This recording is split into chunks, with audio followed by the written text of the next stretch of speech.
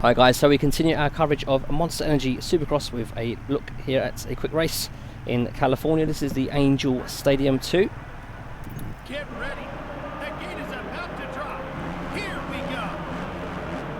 go. Okay, so we're starting in 22nd place, so we do have a lot of work to do. You can actually make up a lot of ground through the first turn as long as you stay out of trouble. So we're just going to keep it on the outside and just see if we can gain as many places as possible.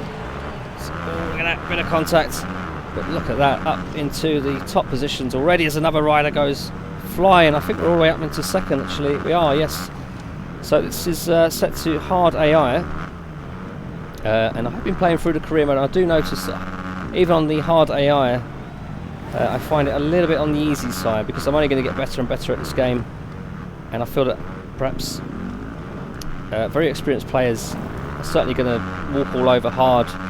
So then the only option there would be putting it on the realistic setting, which should hopefully be enough of a challenge for even the most experienced players. But I've got to say, hard AI is a little bit on the disappointing side overall. A little bit too easy for me, considering I haven't really got into this game yet. I'm still able to finish in the top positions throughout the career mode on a regular basis.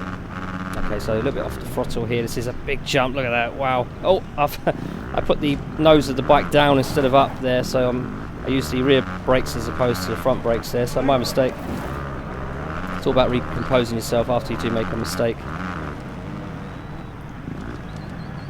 Oh, the AI charging on the inside there. He goes down, but it's his own fault. Sort of charging in like a bit of a lunatic there. But very much enjoying Supercross so far. It is a sport that's don't typically play. I mean, when was the last time I played a Supercross game? I mean, I believe this might even be the only licensed Supercross game in existence, actually. But you know, it certainly is a rarity playing a Supercross game, so it's good to pick it up and try something different and get into a different sport because you know, it's one of those sports that sort of goes under the radar largely. And I didn't know an awful lot about it, but I'm learning more and more about it as I play the game and do a bit more research on it. And I've got to say, it's certainly a sport that I could probably see myself watching. So it's good. That's what we want to see from our games. You know, we want to see different genres, different sports, just to get more and more people into these sports. Okay, so hitting this hard, coming off the throttle, bit of rear brake, and around we go. So we're in 9th place, so that's not too bad considering this. I don't know this track. I'm just sort of learning as I go, really. Of course, when you're doing commentary and playing at the same time, it's not easy, I tell you. Okay, so leaning back off the tabletop. Love those tabletops.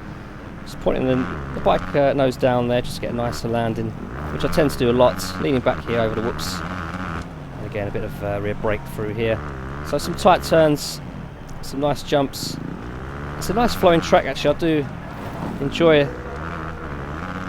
I'm enjoying this. Again, leaning back. It's a very tight turn there, for example. And again, a little stutter there. This is prior to the day one patch, so that is worth bearing in mind. I'm hoping that the day one patch alleviates these sort of big stutters you get. You tend to get them when the final lap begins, and also at the when the first place rider crosses the finish line. Assuming, of course, it's not you. You tend to get these stutters. I imagine it coincides with the effect on the sort of start-finish line. You've got that banner, and it does sort of display some information on the leader. So I imagine it's something to do with that. So hopefully it gets patched out, because it is a bit annoying, I've got to say. And there are, you know, a couple of little bugs here and there I notice, but again, as it is prior to day one patch, you can't really judge the game just yet. Oh, contact! Oh, it's pushed me wide there. So, and again, I just fell short of the jump there, just because I simply didn't have the momentum there, because the AI rider just sort of knocked it out of me. Again, under pressure here, some good battles going on now from the players behind me. But this is the final lap, and in fact, this is the finish right now. Or is it? No, it's not. Sorry, beg your pardon. Right, on the brakes then. Coming into here, too hot. Oh, get away with it only just. And look at that. Wow, that's tight. Get on the rear brakes again. Really, really tight stuff through there. Again, love hitting this section.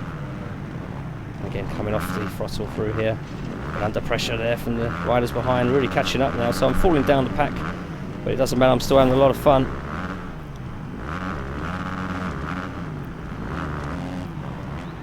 So I'm in 12th place here, cutting round for 11th. Then back again and again. Nice bit of air there. I'm just sort of coming off the throttle here. Don't want to over jump into the turn.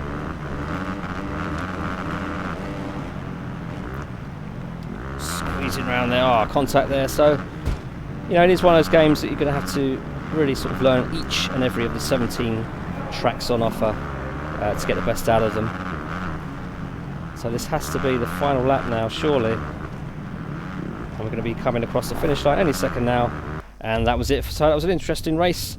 Nice layout track, nice flow to it. Really enjoyed that actually. And we're going to be checking out the replay in just a second.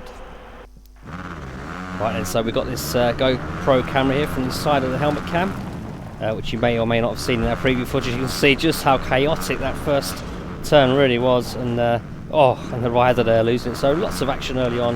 And it's just a fantastic viewpoint. You can really see, you know, up close and personal with what's going on ahead. So it just looks so realistic. You know, the lighting, particularly on the puddles, it just looks absolutely amazing. If you do want to see a no comment run of this gameplay and replay, you can check that out on the Team VVV Games channel. So do have a look at that if you prefer videos with no commentary. So I've been playing through the career mode. You start off, of course, with the 250 bikes. And then of course you have the east and west choices, so you can take on the east of the US or the west, and of course both east and west do culminate with the Las Vegas showdown. So I've got about probably 3/4 of the way through my 250 season, and like I said, even on a hard AI I'm finding I can finish consistently in the top 5, somehow making that landing, I don't know how, but running wide there. And it's amazing how quickly the bike actually changes direction, which is highlighted by the GoPro camera viewpoint here, and also the sense of speed. It's just a shame that the first-person viewpoint isn't quite, isn't anywhere near this sort of intense. Of course, playing in this viewpoint would probably cause a lot of headaches and nausea, but you know, somewhere in between what we have and this viewpoint would be amazing to see. Just a bit more shaky cam is what we want, basically. So yeah, playing through the career mode, you've got the 250 bikes, and of course you do upgrades and stuff, and you can have a load of contracts, deals, which if you opt for the more lucrative contracts, they will expect you to finish in a higher place, so you have that sort of risk-reward element. If you're not quite confident you're going to finish higher, then you go for a lesser sponsor contract. But very much enjoying the game so far. You know, each track feels so different. You've got different track surfaces, different environments, you've got indoor stadiums, you've got outdoor stadiums, different times of day as well. So I haven't done a wet race yet, so I'm going to be looking forward to doing that, and of course I will be recording some of that for the channel. So again, look at that speed, it just absolutely looks amazing. This is probably the most realistic replay camera, along with probably GT Sport, I'd say.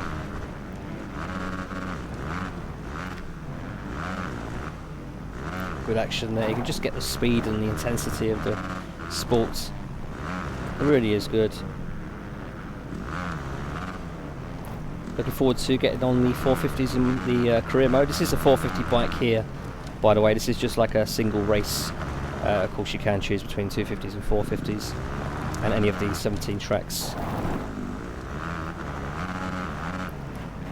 Around this tight one then. So there is some really tight sections here at Angel Stadium 2, particularly that one there, but before the finish line I found to be pretty tricky. And you've got this one here, this ramp that it's so easy to go over, you know, thinking you've got a lot of track ahead of you. Of course you haven't, so you really have to come off the throttle, and sometimes even on touch on the brakes as well, depending on your entry speed, of course. Look at that AI getting up close and personal on the left.